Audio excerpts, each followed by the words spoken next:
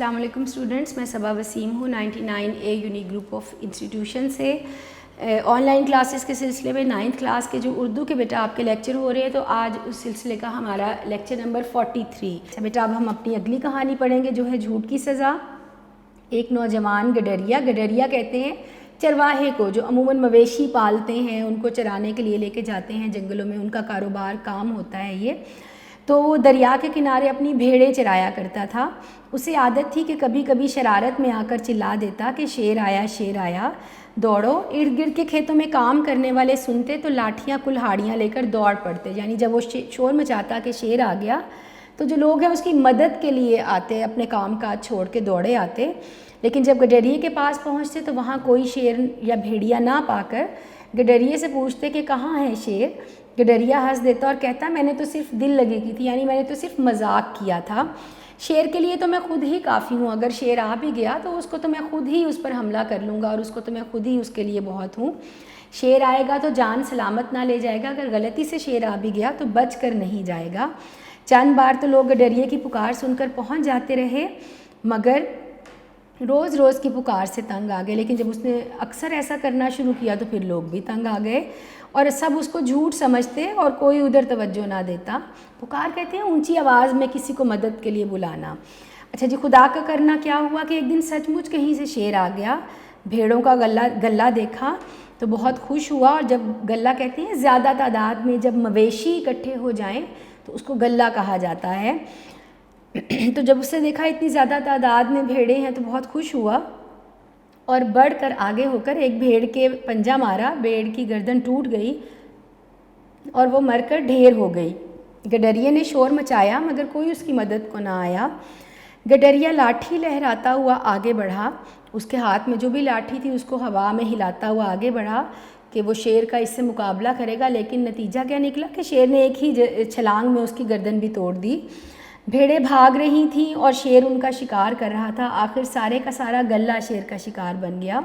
सूरज गरूब हो गया, हर तरफ अंधेरा छा गया। न गडरिया आया न भेड़ों का गल्ला।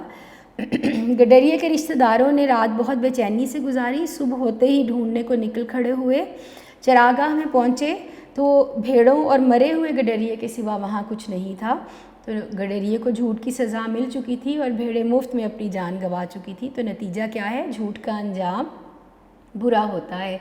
एक मरतबा, दो मरतबा जब उसने ये कहा और जब उसने झूठ को आदत बना लिया तो फिर उसको उसकी सज़ा मिली। बेटा अब आगे हमारी कहानी है दूध में पानी। तो एक गवाला था जो एक पहाड़ के, गवाला किसे कहते हैं, दूध बेचने वाले को, जो एक पहाड़ के दामन में रहता था। दामन पहाड़ जो हैं वो ढलवान होते हैं, लेकिन जो बड़े पहाड़ होते हैं उस पर एक हमवार बैलेंस एक जगह होती है जहाँ जो बहुत सरसब्ज़ होती है। वहाँ घास की, दरख्त की, पौधों की, फूलों की बहुत कसरत होती है। तो पहाड़ों के दरमियान जो एक हमवार ज़मीन है वो दामन कहलाती है, जो बहुत सरसब्ज़ और ख़ूबसूरत होती है। तो जो आबादी थी थोड़ी सी पहाड़ पर, वहाँ पर एक गवाला रहता था। वहीं पर अपनी गायें भी रखता था। जो गायें थी उसकी वो भी वहीं पर थी। दिन भर गायें इधर उधर घास चरती रहती और शाम से ज़रा पहले वो उनका दूध दोहता। दूध धोना, अब बच्चे क्या लिख देते हैं, धोना, जो हम कपड़े धोते हैं जैसे, तो वो बच्चे ये वाला धोना लिख देते हैं, दूध धोता। तो ये नहीं होता, ये होता है दोहता। इसका क्या मतलब है, मवेशियों से जो दूध निकालने का अमल है उसको दूध दोहना कहा जाता है। तो शाम को जो मवेशी हैं उनसे दूध हासिल करता और फिर वापस अपने ठिकाने पर पहुंच जाता। दूध के ग्राहक अक्सर शिकायत करते कि दूध पतला है, इसमें पानी ना मिलाया करो, मगर गवाला था कि इस कान सुनता और उस कान उड़ा देता। और कहता भी तो यही कहता कि दूध खुश्क तो होता नहीं, दूध में पानी की मिलावट तो कुदरती है मरा, यानी अल्लाह ने इसको पतला पानी वाला बनाया है, मैं पानी मिलाने वाला कौन हूँ। इस तरह एक अरसा गुजर गया। गवाले के पास बहुत सा रुपया जमा हो गया और उसे अपनी दौलतमंदी का एहसास होने लगा। अब वो तन कर चलना, गुरूर से चलना, अकड़ कर चलना और ईंठा ईंठा फिरता। इसका भी यही मतलब है, अकड़ और गुरूर आ जाना। और किसी की शिकायत पर कान ना धरता और किसी की भी शिकायत पर तवज्जो ना देता। कान ना धरना, तवज्जो ना देना। लालच बढ़ता गया और दूध में पहले से ज़्यादा पानी मिलाने लगा। एक दिन यकायक स्याह घटा उठी। एक दिन अचानक से बहुत स्याह बादल आए। घटा कहते हैं वो बादल, वो तेज़ हवा के साथ वो स्याह बादल जो बारिश बरसाते हैं। और फिर पूरे आसमान पर छा गए, सूरज को अपनी लपेट में ले लिया और हर तरफ तारीक शामियाना तन दिया। शामियाना वैसे कहते हैं बड़े टेंट को, बहुत बड़ी चादर फैला देना मुराद है, हर तरफ बादलों का फैल जाना। अच्छा जी, ग्वाला बहुत खुश हुआ कि अब मींह बरसेगा और घास बढ़ेगी, गायें खाएंगी और ज़्यादा दूध देंगी और बस वारे न्यारे हो जाएंगे और फिर उसके पास और ज़्यादा पैसा आ जाएगा। बादल गरजा, बिजली चमकी और बूंदें टपकी। बादल गरजो, बारिश के शुरू होने का एक पूरा प्रोसेस है। बादल गरजते हैं, बिजली चमकती है, पहले छोटे छोटे कतरे गिरना शुरू होते हैं और फिर मूसलाधार बारिश शुरू हो गई और फिर तेज़ बारिश जो है वो शुरू हो गई। ओले पड़ने लगे, इतनी शदीद बारिश हुई कि जो बर्फ़ जो है वो गिरना शुरू हो गई, ओले पड़ने लगे और हर तरफ पानी ही पानी हो गया। पहाड़ों से पानी का सैलाब उतरा और इस शिद्दत से बढ़ा कि ग्वाले की सारी गायें और जो कुछ घर में जमा था बहा कर ले गया।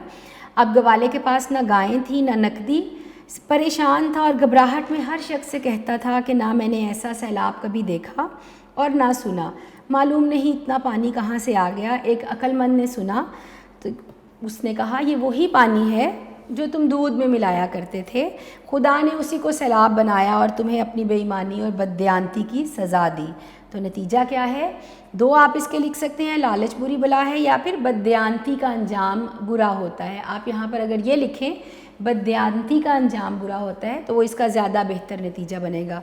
मुझे उम्मीद है कि आप लोगों ने बहुत समझ के पढ़ा होगा और कोशिश कीजिए कि बंद करके चीज़ों को मत रखिए, बल्कि साथ साथ आप इसको पढ़ते रहेंगे तो चीज़ें आपके जहन नशीन रहेंगी। हर आपके पास बहुत आपकी बेहतर रहनुमाई के लिए बहुत अच्छे यूनिक नोट्स मौजूद हैं, उनसे मदद लीजिए, उनसे रहनुमाई लीजिए। उनमें हर चीज़ बहुत तफसील से आपको लिख के दी गई है और बहुत बेहतरीन मवाद उसमें आपके लिए तैयार किया गया है, उनसे आप मदद लीजिए और अपनी चीज़ों को साथ साथ देखिए, पढ़िए और याद रखिए। अपना बहुत ख्याल रखिएगा बेटा और चीज़ों को पढ़ते रहिएगा। बहुत शुक्रिया। अल्लाह हाफिज़।